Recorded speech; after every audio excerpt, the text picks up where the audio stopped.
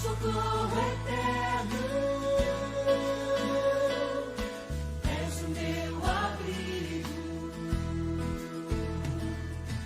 és o meu refúgio, minha fortaleza, meu socorro eterno, és o meu abrigo.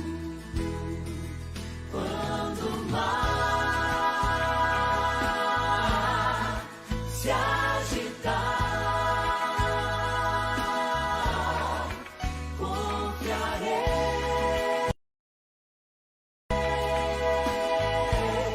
em Ti, Senhor.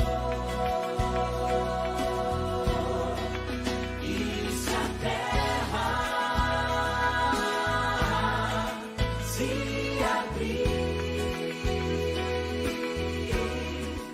confiarei em Ti, meu Deus.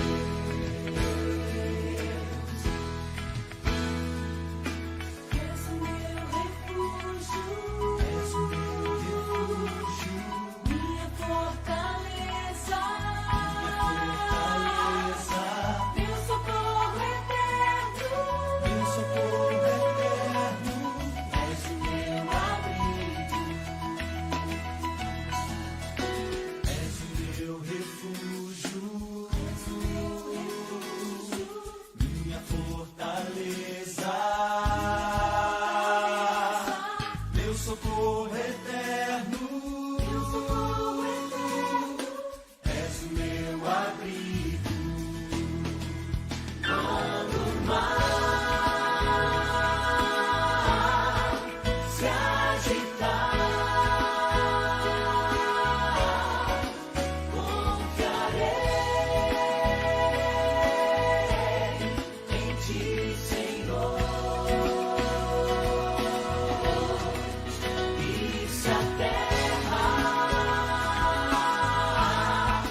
se abrir,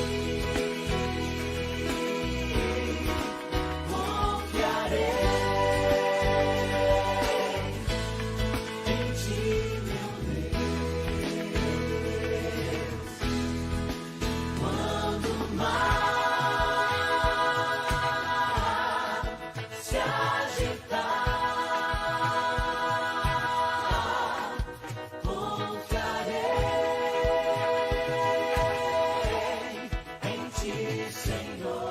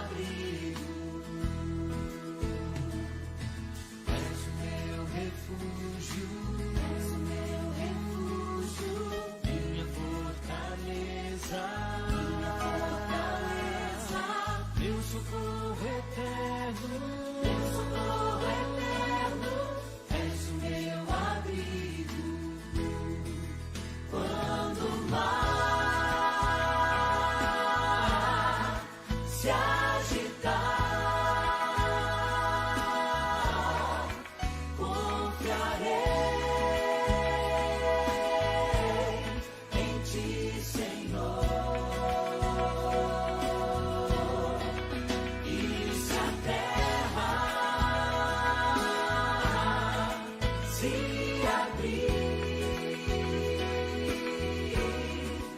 confiarei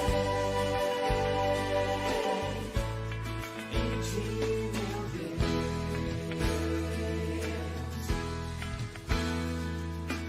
És o meu refúgio, minha fortaleza,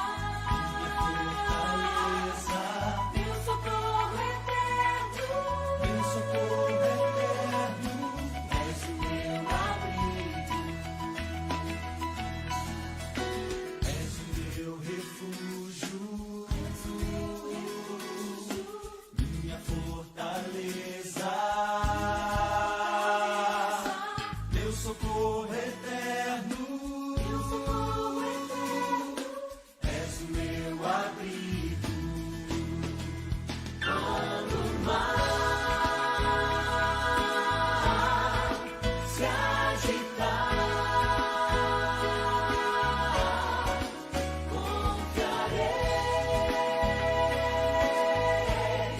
em ti, Senhor. E se a terra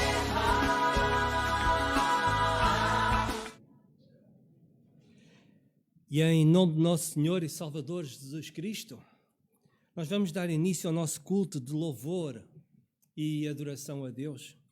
E nós saudamos todos os irmãos com a graça e a paz de Deus em Jesus Cristo. E nós estamos aqui reunidos hoje, no domingo, o dia do Senhor, para nos relembrarmos e celebrarmos também a ressurreição de Jesus Cristo. E para podermos também para louvar e glorificar a Deus pela maravilhosa dádiva da salvação que Deus nos concede em Jesus Cristo. E neste momento nós oramos para que Deus toque nos nossos corações, para que a sua palavra possa produzir fruto na nossa vida. Eu gostaria de deixar algumas informações com os irmãos, relembrar as atividades semanais da igreja, de uma forma especial, relembrar sempre a escola dominical. Todos os domingos às 10h30 para todas as idades. E a escola dominical, a escola bíblica dominical, é um meio também que Deus coloca à nossa disposição para que nós possamos aprender da sua palavra. E como o apóstolo Paulo diz a seu filho Timóteo, toda a escritura é devidamente inspirada e proveitosa para ensinar, redarguir, corrigir, para instruir em justiça, para que o homem de Deus seja perfeito e perfeitamente instruído para toda a boa obra. Sem dúvida que a escola bíblica dominical é uma grande bênção para cada um de nós. Gostava de chamar também a vossa atenção para as reuniões de quarta-feira, as reuniões de oração e estudo bíblico. E nós temos duas reuniões à quarta-feira. Às 16 horas temos a reunião presencial aqui neste lugar, e às 19 horas, para os irmãos que não puderem estar na reunião às 16 horas aqui presencial, nós temos às 19 horas a reunião através do Zoom.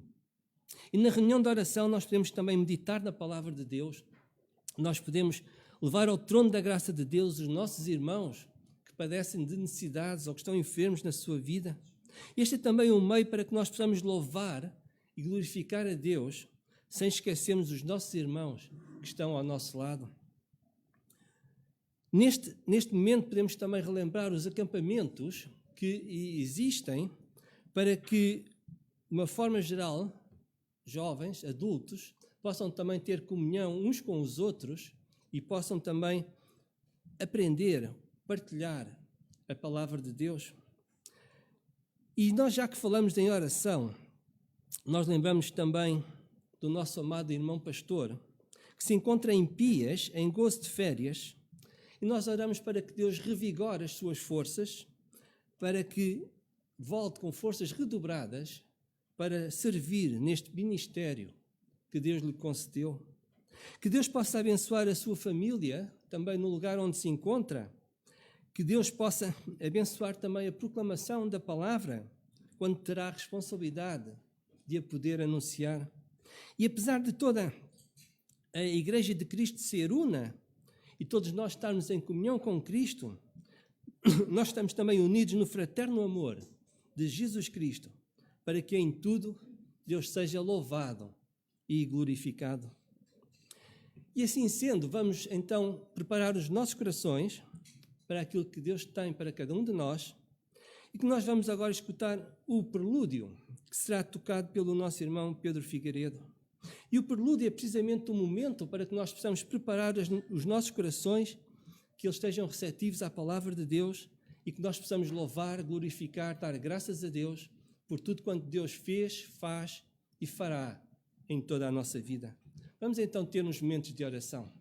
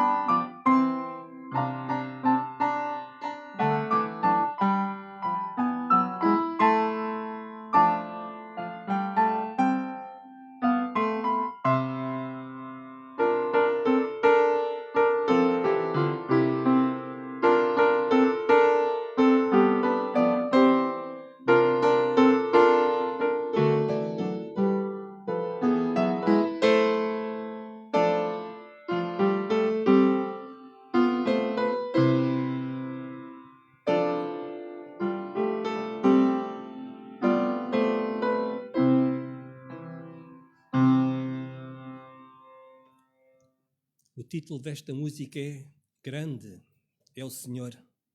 Eu pedia agora aos irmãos que pudessem, que ficássemos de pé e vamos abrir as nossas Bíblias na Epístola Universal de Judas.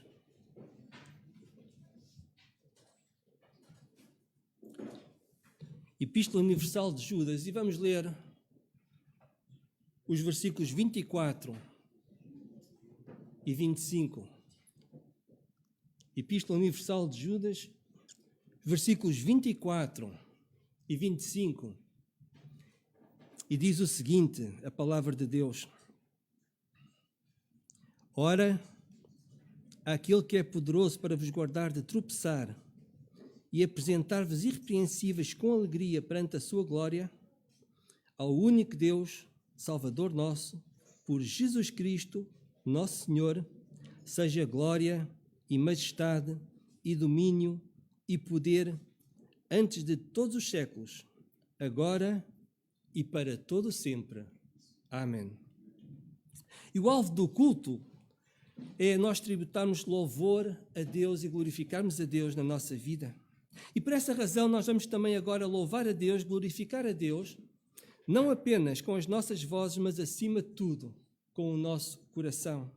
E vamos entoar agora o hino número 8 do HCC, é A Ti, ó Deus, fiel e bom Senhor. E este hino que nós vamos entoar agora é um hino de louvor a Deus na sua plenitude, na pessoa do Pai, do Filho e do Espírito Santo. O hino número 8.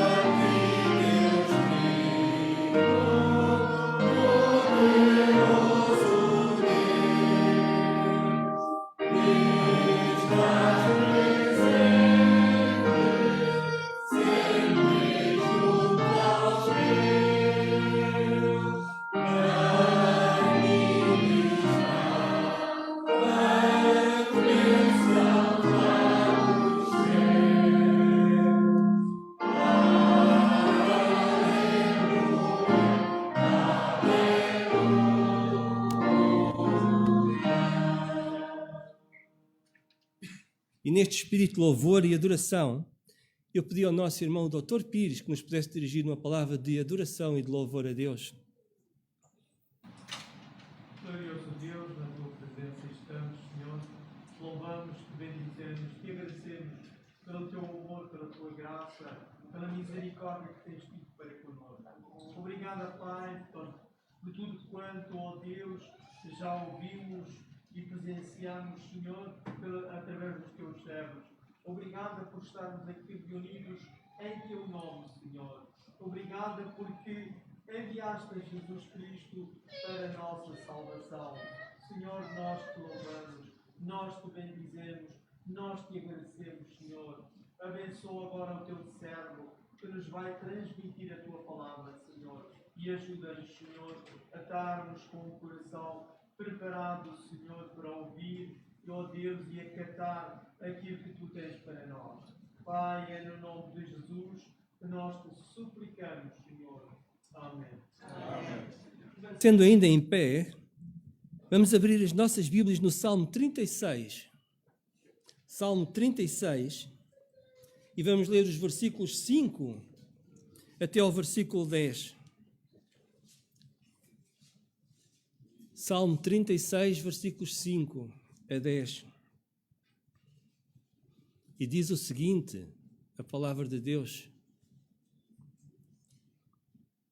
A tua misericórdia, Senhor, está nos céus, e a tua fidelidade chega até a mais excelsas nuvens. A tua justiça é como as grandes montanhas. Os teus juízos são grande abismo. Senhor, tu conservas os homens e os animais. E quão preciosa é, ó Deus, a tua benignidade. E por isso os filhos dos homens se abrigam à sombra das tuas asas. Eles se fartarão da gordura da tua casa e os farás beber da corrente das tuas delícias. Porque em ti está o manancial da vida e na tua luz veremos a luz. Estende a tua benignidade sobre os que te conhecem e a tua justiça sobre os retos de coração. E este Salmo 36 é um salmo de contrastes. Por um lado, nós vemos a impiedade que existe no coração daqueles que não creem em Deus. Vemos a sua soberba ao transmitirem a ausência de temor de Deus na sua vida. Vemos o mal constante na sua vivência. Mas no versículo 12 deste salmo nós vemos também o seu fim. Ali caem os obreiros de iniquidade, cairão e não se poderão levantar. Mas perante toda a impiedade que rodeia o salmista, nós encontramos o louvor e a adoração a Deus. E este é também o sentimento do nosso coração. E por essa razão, continuando neste espírito de louvor e adoração a Deus, vamos agora louvar e glorificar a Deus com o hino número 228, a Deus demos glória. Hino número 228.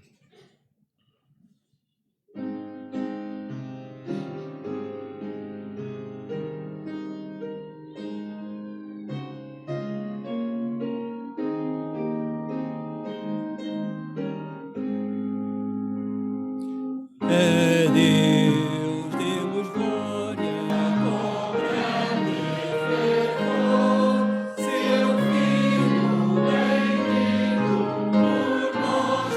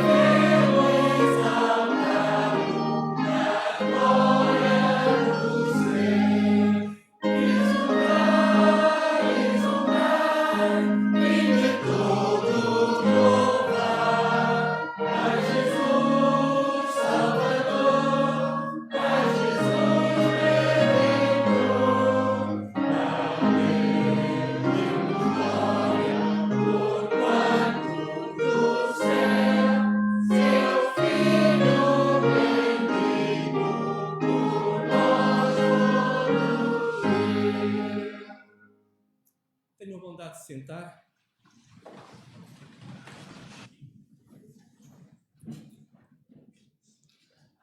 O louvor a Deus deverá ser uma realidade na nossa vida, não apenas nos nossos lábios, mas para que o louvor seja sincero em toda a nossa vivência, importa também que a nossa vida seja consagrada a Deus.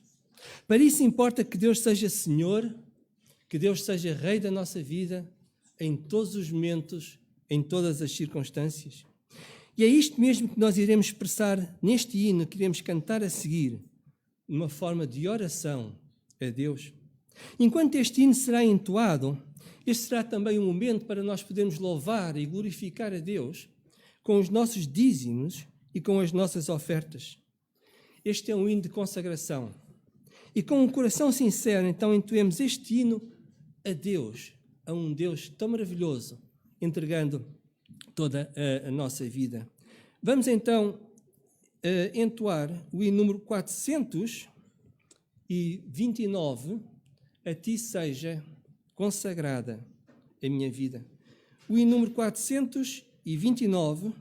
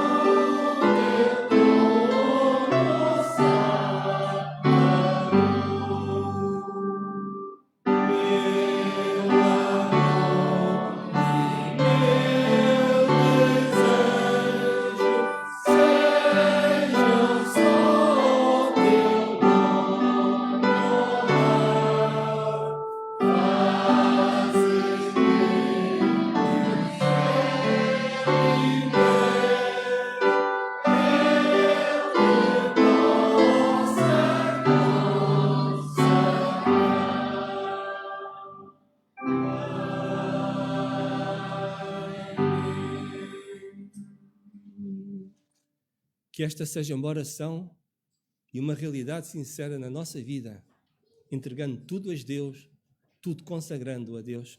Eu pedi agora a um dos irmãos diáconos que nos pudesse dirigir a Deus, para que Deus dê também sabedoria na administração destes bens, para que possa suprimir as necessidades e carências da sua igreja, e que em tudo Deus seja também louvado e glorificado. Pedi então a um dos irmãos diáconos que nos pudesse dirigir em oração. Senhor, nosso Deus, nosso Pai, agradecemos, Pai, pela então porque estamos na tua casa, Senhor, louvando-te e orando-te, Senhor, porque és exaltado pelo nome. Tu és Rei dos Reis, Pai eterno. Nós te agradecemos, Pai, por tudo que temos feito nas nossas vidas.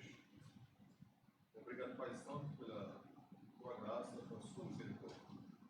E nesse momento nós queremos dedicar a ti, Senhor, as nossas vidas nas tuas mãos. Possa nos abençoar, possa nos proteger, Senhor.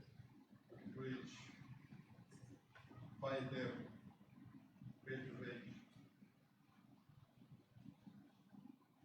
Assim, Pai, nós te agradecemos por queremos levando-te, Senhor, pelas dízimas ofertas que foi entregue. Abençoa cada um, Senhor, contribuir para que a tua seara é grande, mas esta relação pouco, Senhor. E nós queremos que tu possa levantar o escavador, Senhor, na tua seara. Possa nos guardar, possa nos proteger, possa nos alimentar pela tua palavra. Tu és Deus que cuida, Deus que consola, Deus que protege, Deus que ampara, Deus que nos protege, Senhor. Obrigado, Pai, pela tua graça que nós estás a fazer.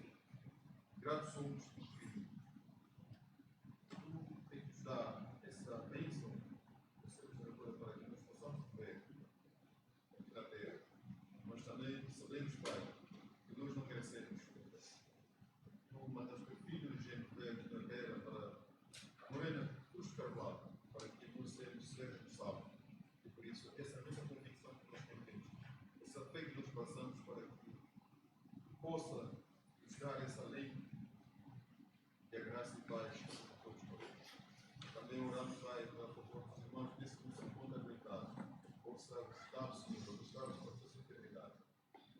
Também pedimos aquele que não tem trabalho, Pai, tu abra as portas para que possa ter um trabalho digno, para que juntos possamos alegrar. Essa é a salvação que nós pedimos e agradecemos em nome do amor de Jesus Cristo, Salvador. Amém. Eu pedi agora aos irmãos que ficássemos de pé mais uma vez para fazermos uma leitura na Palavra de Deus que se encontra no Evangelho de Nosso Senhor Jesus Cristo, segundo João, capítulo 5, e vamos ler os versículos 1 a 14. Evangelho de Nosso Senhor Jesus Cristo, segundo João, capítulo 5, versículos 1 a 14. E diz o seguinte, a palavra de Deus: Depois disso, havia uma festa entre os judeus e Jesus subiu a Jerusalém. Ora, em Jerusalém, há próximo à Porta das Ovelhas um tanque, chamado em hebreu Betesda, o qual tem 5 alpendres. Nele jazia grande multidão de enfermos, cegos, coxos e paralíticos, esperando o movimento das águas. Porquanto um anjo descia em certo tempo ao tanque e agitava a água, e o primeiro que ali descia, depois do movimento da água, sarava de qualquer enfermidade que tivesse. E estava ali um homem que havia 38 anos e se achava enfermo. E Jesus, vendo este deitado e sabendo que estava neste estado havia muito tempo, disse-lhe: Queres ficar são? E o enfermo respondeu-lhe: Senhor, não tenho homem algum que, quando a água é agitada, me coloque no tanque. Mas enquanto eu vou, desce outro antes de mim.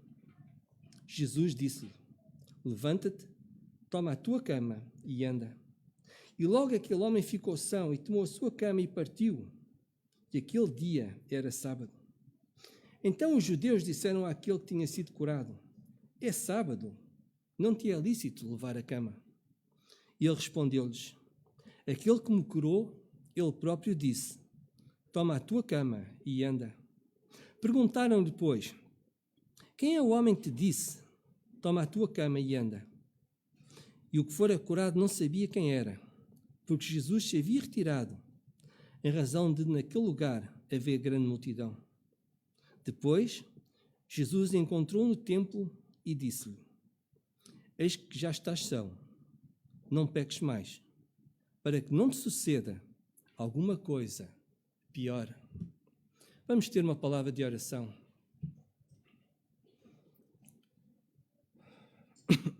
Pai Santo, estamos aqui na Tua presença com o coração aberto, um coração receptivo à Tua palavra. Pedimos agora, Senhor, que Tu fales aos nossos corações, aos corações de cada um, segundo a Tua vontade. Só Tu sabes o que é melhor para cada um de nós. Pedimos, pois, que a Tua palavra toque em cada coração e que, acima de tudo, o Teu nome seja exaltado e glorificado. Entregamos, pois, todas as coisas nas Tuas mãos, Te agradecemos tudo e Te pedimos, em nome de Jesus. Amém. Tenham a bondade de sentar.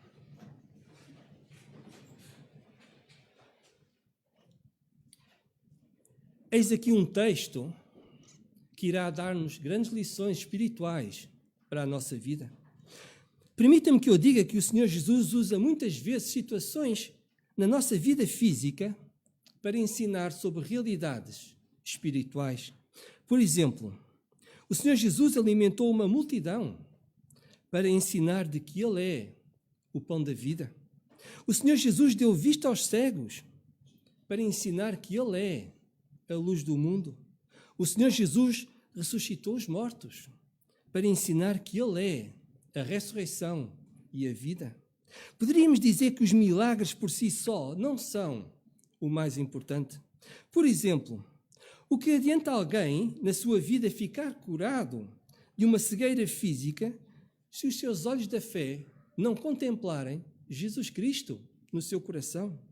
Ou alguém receber o maior milagre na sua vida física, mas a sua vida espiritual continuar enferma sem Jesus Cristo?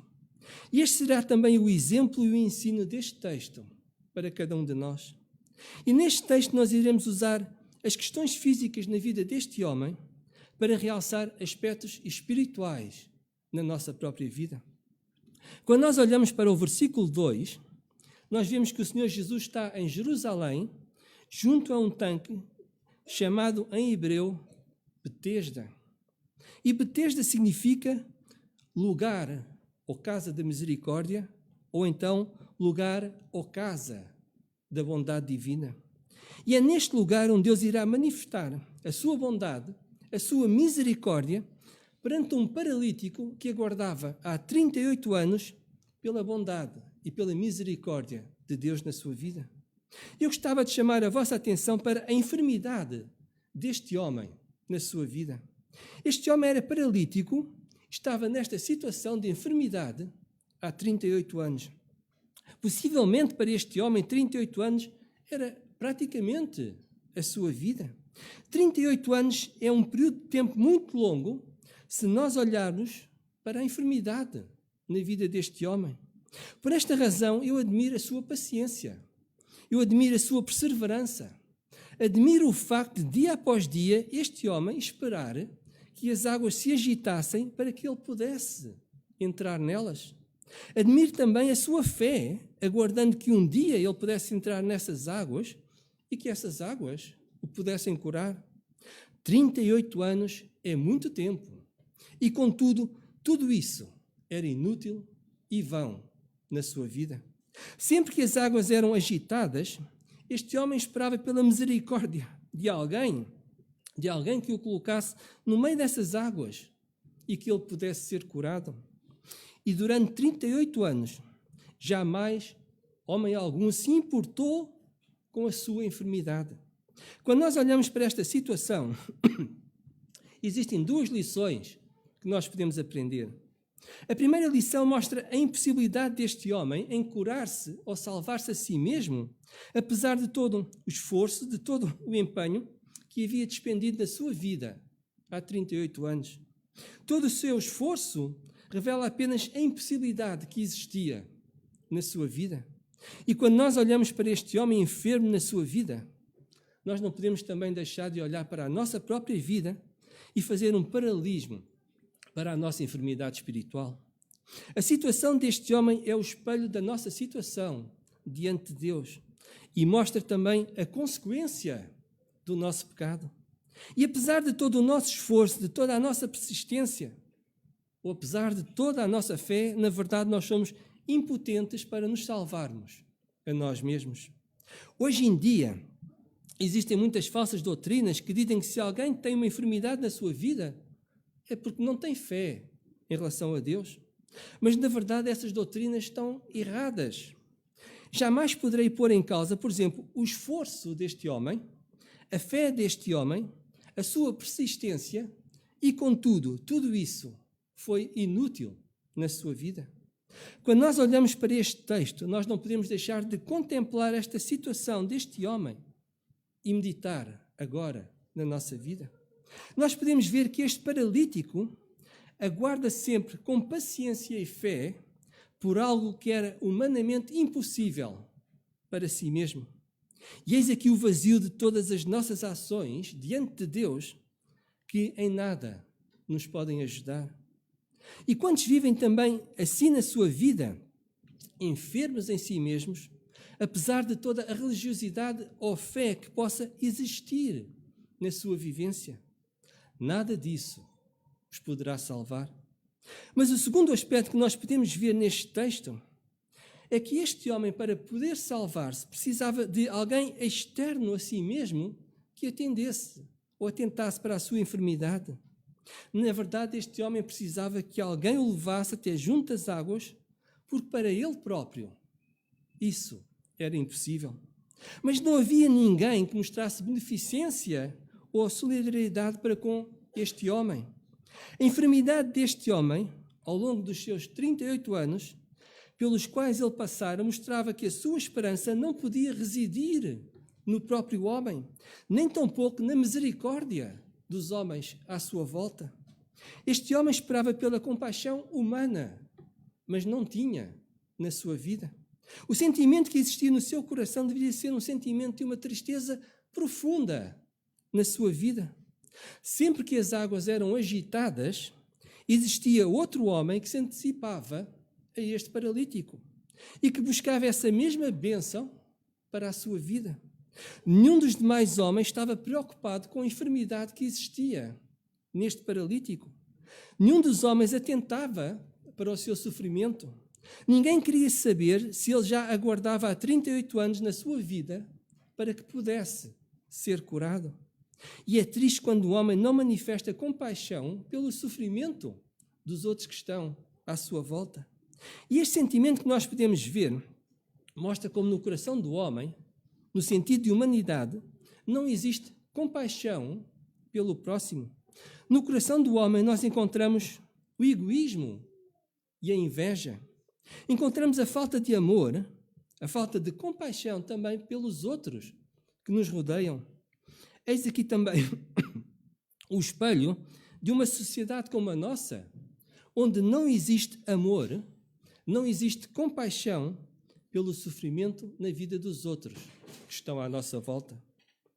Todos estes homens que entravam nessas águas, quando as águas eram agitadas, de certeza que eles pensavam que a sua enfermidade era mais importante que a enfermidade desse paralítico e que vivia nessa situação há 38 anos. Encontramos, acima de tudo, um desejo da satisfação das necessidades pessoais sem atentar para as necessidades dos outros. E são estes dois aspectos que mostram duas grandes realidades também na nossa vida. A primeira, a situação na vida deste homem mostra a impossibilidade que existe de nós nos podermos salvar a nós mesmos. Mas a segunda mostra a realidade que a esperança da nossa salvação jamais poderá residir em homem algum, mas apenas e somente em Deus. E perante este quadro, o versículo 6 deveria constranger o nosso coração de tal maneira que nós devemos colocar toda a nossa vida e toda a nossa esperança em Deus, entregando todas as coisas nas suas mãos. E perante este contexto, diz o versículo 6, que Jesus, vendo este deitado e sabendo que estava nesse estado, havia muito tempo. Eis aqui um maravilhoso ensino que nós podemos meditar e podemos aplicar no nosso coração. A nossa vida não é desconhecida aos olhos do Senhor Jesus. Muitas vezes nós pensamos que Deus não conhece o nosso sofrimento, mas isso está errado. O versículo 6 diz claramente que o Senhor Jesus viu e conhecia o estado em que esse homem se encontrava. Mas o conhecimento do Senhor Jesus é muito mais profundo que um conhecimento momentâneo ou até mesmo circunstancial na nossa vida. Nós podemos ver que o conhecimento do Senhor Jesus não é apenas um conhecimento exterior, mas é também o conhecimento do nosso coração, do nosso interior. O Senhor Jesus não viu apenas que este homem estava ali deitado. O Senhor Jesus sabia que este homem estava nesse estado há muito tempo, há 38 anos.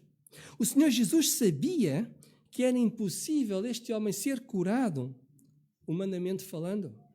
Mas se nós olharmos de uma forma mais profunda para este texto e olharmos para a nossa enfermidade espiritual na qual nós nos encontramos, se nós olharmos para o nosso pecado, nós podemos ver que perante Deus a nossa enfermidade, o nosso pecado, não passou despercebida aos seus olhos.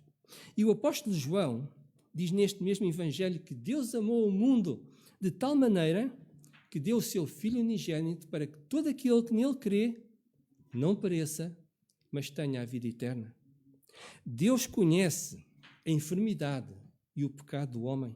O salário do pecado é a morte. E Deus conhece também a enfermidade na nossa vida pessoal, na vida de cada um. E de uma forma mais profunda, Deus conhece também a enfermidade no nosso coração. E porque é impossível nós salvarmos a nós mesmos, então Deus enviou o seu Filho amado ao mundo para nos salvar, para que todo aquele que nele crê não pereça, mas tenha a vida eterna. Jesus Cristo é a única esperança para a nossa vida e o único que nos pode dar a salvação. E apesar deste homem passar despercebido diante dos demais homens, perante o Senhor Jesus, este homem não podia passar despercebido na sua vida. E é este conhecimento profundo de Deus em relação a cada um de nós que nós podemos ver também o maravilhoso amor de Deus derramado na nossa vida. Seja qual for a mágoa, seja qual for a enfermidade da nossa vida, seja ela física ou espiritual, importa que nós saibamos que o Senhor Jesus conhece e só Ele a pode curar. Examinemos agora profundamente o nosso coração, porque este texto irá dar-nos grandes ensinos para a nossa vida. Quando nós olhamos para este texto, nós vemos que o Senhor Jesus mostrou compaixão por este homem. A mesma compaixão que nós, como cristãos, deveríamos mostrar na nossa vida, na ajuda ao próximo. Em terceiro lugar, eu gostaria que nós atentássemos mais uma vez para um aspecto que é de veras importante neste texto. Este homem estava nesta situação há 38 anos. E o Senhor Jesus aproxima-se deste homem e faz-lhe uma pergunta pessoal e que para mim faz-me refletir profundamente nesta interrogação. O Senhor Jesus dirige-se a este homem e pergunta: queres ficar são? No versículo 6. Para alguém que está enfermo, esta pergunta de certeza que tem o objetivo de que este homem examine profundamente o seu coração. Se nós olhássemos para este texto de uma forma superficial, por certo que nós diríamos que todo aquele que estaria enfermo, em especial nesta circunstância, que desejaria ficar são na sua vida. Possivelmente diríamos que todo aquele que está cego gostaria de ter vista, ou que todo aquele que está enfermo gostaria de ser curado. Talvez na nossa mente nós possamos argumentar que não faz sentido, porque sem dúvida todos queriam ficar sãos. Mas esta pergunta tem 3 propósitos que são notórios neste texto. O primeiro propósito É a constatação por parte deste homem, realçando a impossibilidade física de ficar curado ou de curar-se a si mesmo. A constatação da impossibilidade deste homem de ficar curado é manifesta nas palavras, no versículo 7. Diz o versículo 7: Senhor, não tenho homem algum que, quando a água é agitada, me meta no tanque, mas enquanto eu vou, desce outro antes de mim. Esta pergunta mostra também uma realidade na sua vida e jamais poderá salvar-se a si mesmo. O segundo propósito é chamar a atenção para onde está firmado o olhar e a confiança deste homem. Notemos que o Senhor Jesus apenas perguntou se este homem queria ficar são, no versículo 6. No versículo 7, este homem está a olhar para a água, para os homens e para as circunstâncias à sua volta, como se o seu desejo de ficar são residisse nesses aspectos.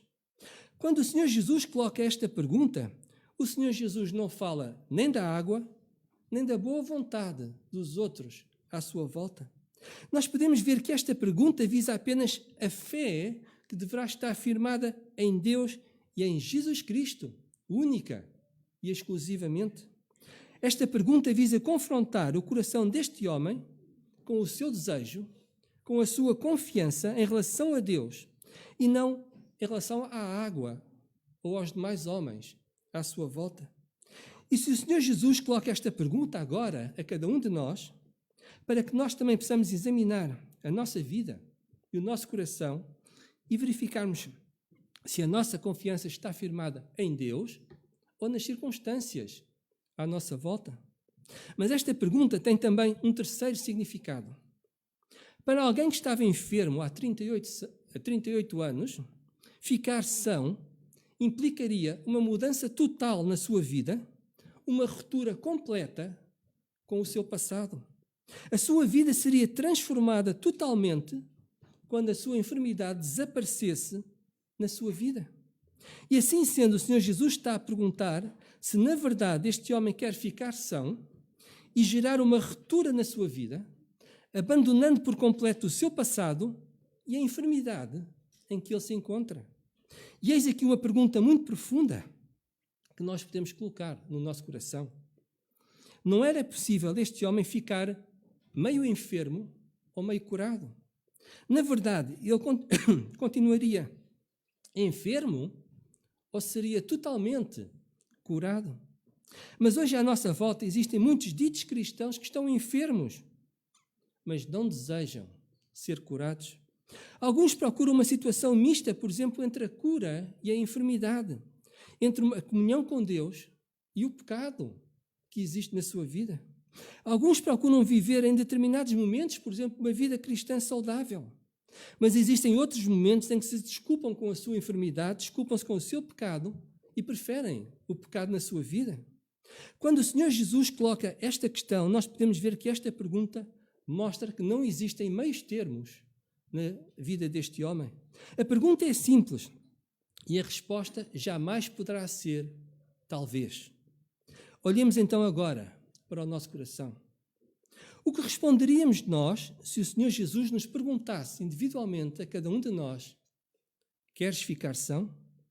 E eu não falo das enfermidades físicas, mas sim, acima de tudo, da enfermidade espiritual e do nosso pecado. Talvez a pergunta seja: queres tu, na verdade, com sinceridade e de todo o coração, ficar são, abandonar por completo o teu pecado e a tua enfermidade? Qual é a nossa resposta neste momento diante de Deus? E a primeira resposta deste homem mostra como o seu coração está longe de poder compreender quem é aquele que falava consigo. Este paralítico parece que olha para a água como se a água fosse o meio para ficar são ou a sua única esperança. Mas não é na água onde a sua fé deve estar firmada, mas sim em Jesus Cristo. E eu acredito que esta pergunta do Senhor Jesus visa esquadrinhar profundamente o coração deste homem. O grande problema que existe na vida de muitos é que a sua fé está firmada na água, na sua religiosidade, na sua aparência exterior, em vez de olharem para Jesus Cristo e de estarem firmados em Jesus Cristo. Por essa razão, eu acredito que a pergunta do Senhor Jesus vise que este homem esquadrinhe o seu coração e verifique se, na verdade, deseja romper totalmente a sua vida com o seu passado. Abandonar por completo a sua enfermidade em que se encontrava para viver agora uma vida nova para a glória de Deus. Eis aqui a importância da pergunta do Senhor Jesus agora para cada um de nós. Queres ficar são? Queres tu verdadeiramente viver uma vida nova para louvor e glória de Deus? Queres tu deixar por completo o teu pecado que te escraviza na tua vida? Se nós desejamos ser curados da nossa enfermidade espiritual, do nosso pecado, então jamais o pecado poderá continuar a reinar na nossa vida. E perante esta pergunta do Senhor Jesus, queres ficar são? Eu acredito que o Senhor Jesus está à procura de uma resposta sincera no coração deste homem, e não apenas aparência nos seus lábios, ou uma aparência na sua vida. Esta pergunta confronta também a consciência deste homem com uma realidade na sua vida. E é esta consciência que Deus agora desperta em cada um de nós. Qual é a nossa resposta a esta pergunta do Senhor Jesus? Queres ficar são? Então não podes continuar enfermo na tua vida. Queres ficar são? Então importa agora que tu vivas uma vida nova para a glória de Deus. A enfermidade não fará mais parte da tua vida porque Deus te dá agora uma vida nova em Cristo Jesus. E eu gostaria de meditar convosco num outro aspecto. Nada acontece por acaso no plano e no propósito de Deus. Se nós olharmos para este quadro, quando o Senhor Jesus faz esta pergunta, o Senhor Jesus tem a consciência plena do impacto que esta pergunta produz na vida deste homem. Esta pergunta implica também uma ruptura com o caráter formal e aparente da religião. O versículo 9 diz claramente que este dia era sábado. E todos nós sabemos o impacto que o sábado tinha perante os líderes religiosos e fariseus no tempo do Senhor Jesus. Os fariseus atentavam apenas para uma religião de aparências que enganava o coração dos homens. E esta pergunta do Senhor Jesus, queres ficar são? Teria também um impacto na vida deste homem, na sua relação também com a comunidade religiosa. A sua resposta teria consequências, sem dúvida, na sua vida. E esta pergunta do Senhor Jesus deverá produzir também em nós a consciência que na nossa vida nós padeceremos tribulações por amor de Jesus Cristo. E foi isto que aconteceu na vida deste homem.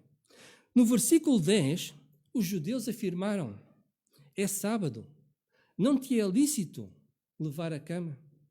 As palavras destes homens revelam a escravatura religiosa que, apesar de uma aparência de santidade, condena o homem a ficar no mesmo estado, sem poder erguer-se da sua enfermidade.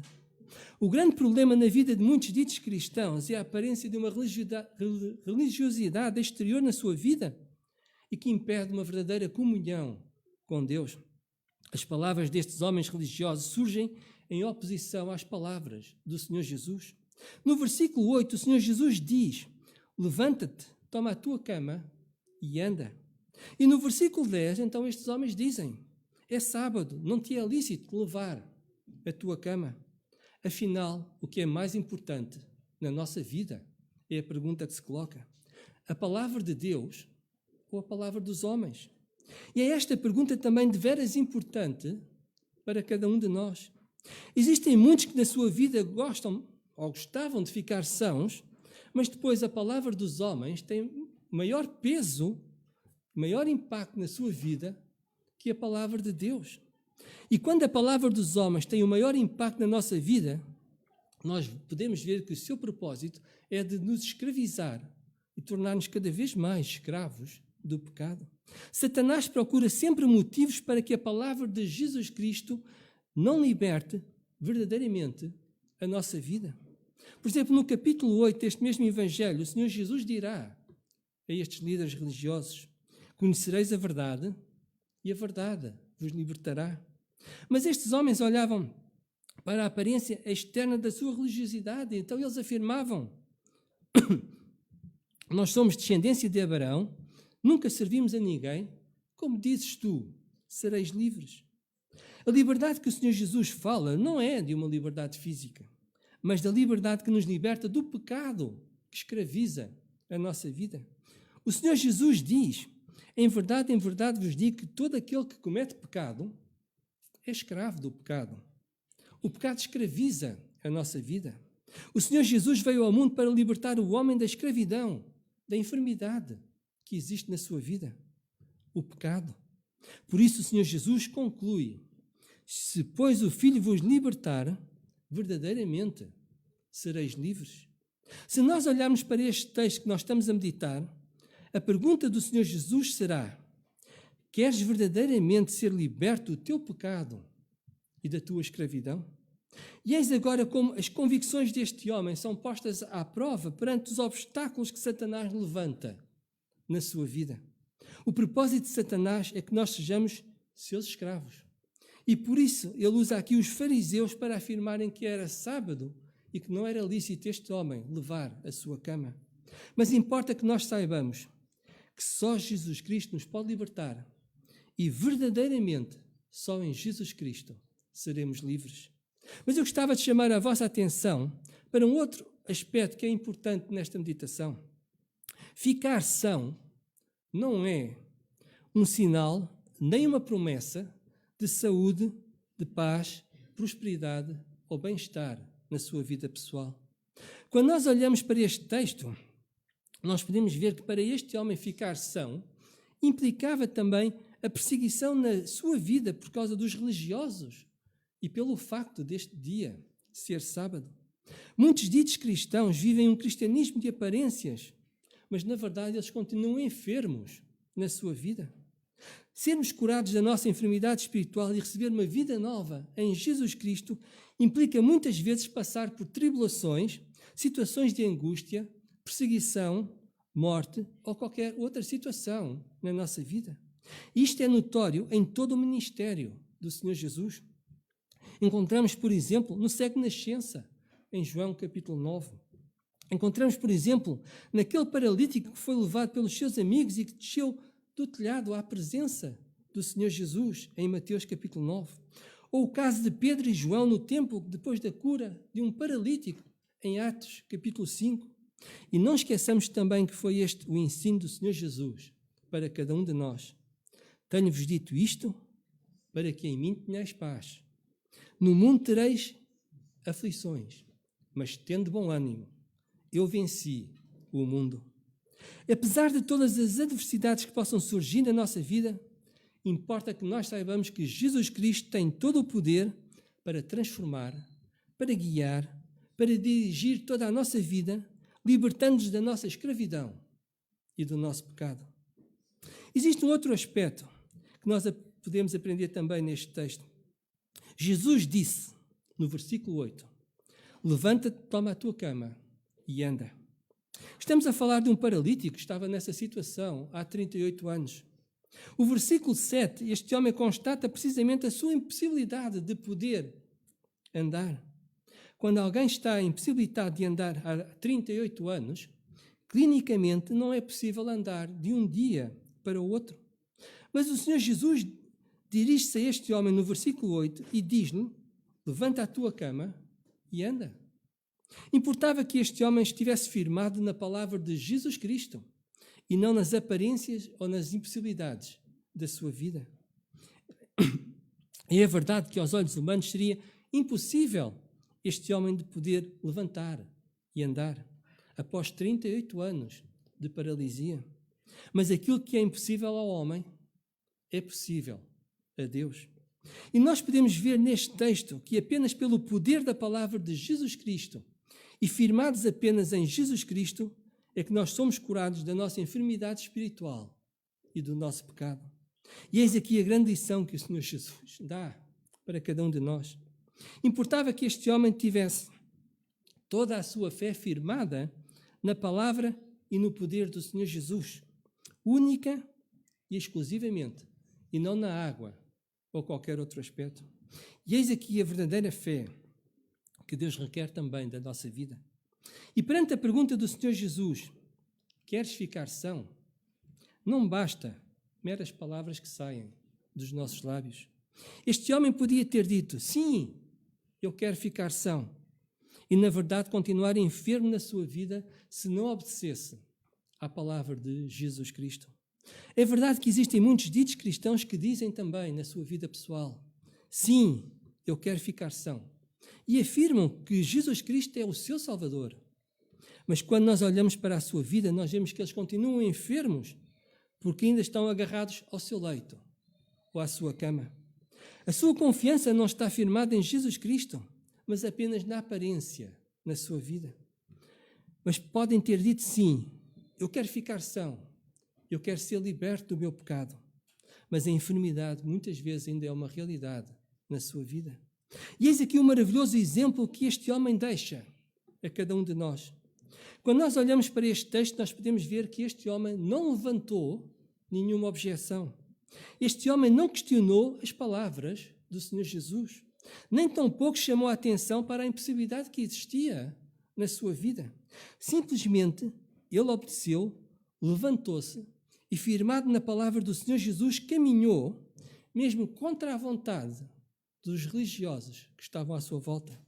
E agora nós podemos ver, quando o Senhor Jesus transforma a nossa vida, isso é feito de uma vez, por todas e para sempre.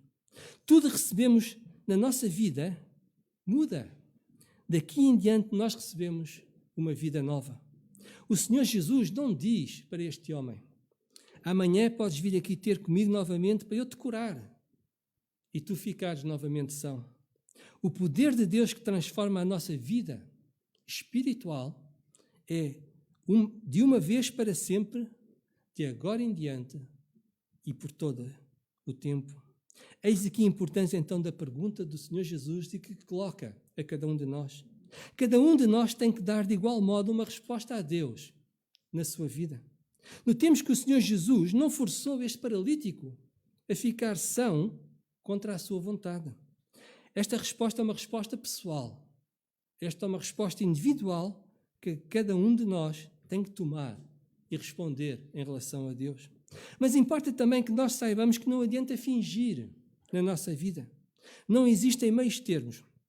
Ou já fomos libertados por Cristo e verdadeiramente somos livres, ou ainda permanecemos no pecado e somos escravos do pecado. Olhemos então agora para a soberania de Deus. O versículo 3 diz que jazia grande multidão de enfermos, de cegos, mancos, ressecados, esperando o movimento das águas. Se nós olharmos para a nossa volta, nós encontramos também muitos onde Jesus Cristo ainda não é Senhor da sua vida e a sua vida ainda não foi transformada por Jesus Cristo. Quando nós olhamos para este texto, nós podemos ver que, apesar de existirem muitos enfermos, o Senhor Jesus dirige-se a este homem de uma forma particular. Será que a fé deste homem era maior que a fé dos outros homens? Será que existia algum mérito na sua vida que levasse o Senhor Jesus a olhar para as suas virtudes ou para as suas qualidades? Eu não encontro nada na minha vida, em mim mesmo. Eu não encontro motivo nenhum em mim mesmo pelo qual Deus me elegeu para a salvação, como diz o apóstolo Paulo. O único motivo que eu encontro é o amor, a graça e a misericórdia de Deus derramados por mim em Jesus Cristo. E o facto de eu não encontrar nenhum motivo na minha vida perante esta obra que Deus operou em mim, então agora eu só posso dobrar os meus joelhos em louvor e adoração a Deus por tudo quanto Deus fez e faz na minha vida. Não existe nenhuma virtude em mim mesmo, não existe nada que eu tenha feito, não existe nada que eu mereça. Tudo isso mostra apenas a obra que Deus realiza em mim, o seu imenso amor para comigo. Acredito que este tenha sido também o sentimento na vida deste homem. Quando este homem foi curado, o Senhor Jesus desaparece da multidão. No entanto, o Senhor Jesus irá mais tarde ao encontro deste homem no templo, no versículo 14. Encontramos este homem no templo agora possivelmente a louvar, a glorificar a Deus, apesar de todos os obstáculos que tinham sido levantados no versículo 10. E nós podemos ver o modo maravilhoso como o Senhor Jesus revela e também se dá a conhecer a este homem. E esta revelação de Jesus Cristo não visa apenas a enfermidade física, mas acima de tudo a enfermidade espiritual. No versículo 14, agora o Senhor Jesus diz: eis que já estás são, não peques mais, para que não te suceda alguma coisa pior. Agora o Senhor Jesus está a falar da enfermidade espiritual. E olhemos agora para a nossa vida. Jesus Cristo nos libertou. Ficámos sãos. As coisas velhas já passaram, eis que tudo se fez novo. Recebemos uma vida nova em Jesus Cristo. O pecado já não deverá ser uma realidade na nossa vida. Por isso o Senhor Jesus diz no versículo 14: não peques mais, para que não te suceda alguma coisa pior. Eis aqui a nossa conclusão. Se alguém aqui ainda não conhece Jesus Cristo, isto nesse momento o Senhor Jesus está a perguntar: queres ficar são? Este é o momento de nós escutarmos a sua palavra e não endurecermos o nosso coração. Hoje é o dia da salvação.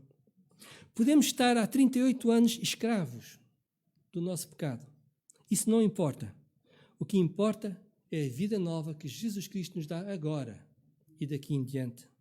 Por isso, hoje é o dia em que o Senhor Jesus nos liberta do nosso pecado, da nossa escravidão. E se assim for, hoje é o dia de uma vida nova, em que nós caminhamos agora com Jesus Cristo na nossa vida. E se o Senhor Jesus nos está a perguntar agora: queres ficar são? A resposta é o que diremos nós na nossa vida. E a resposta a esta pergunta revela também o tipo de pessoa que nós somos. Enfermos na nossa vida espiritual, por isso escravos, ou salvos e regenerados por Jesus Cristo, uma vida nova para louvor e adoração a Deus. Será que nós verdadeiramente já fomos salvos por Jesus Cristo? Ou será que ainda permanecemos no nosso pecado e na nossa enfermidade? E se nós dizemos que já fomos salvos por Jesus Cristo, então será que a nossa vida ainda permanece no pecado? Esta é a pergunta do Senhor Jesus para cada um de nós. Queres tu verdadeiramente ficar são? E que Deus nos dê sabedoria, que nós possamos compreender a sua palavra, que nós possamos louvar a Deus por uma tão grande dádiva, por um tão grande Salvador, Jesus Cristo, nosso Senhor. Eu pedi agora aos irmãos que pudéssemos, ficássemos de pé para entoar o último hino.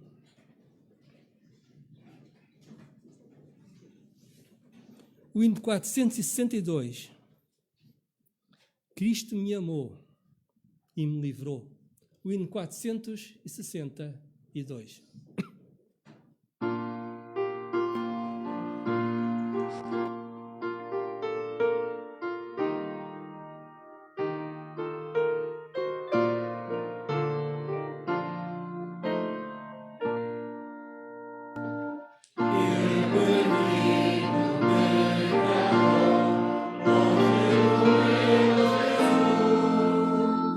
Já me achava sem vigor.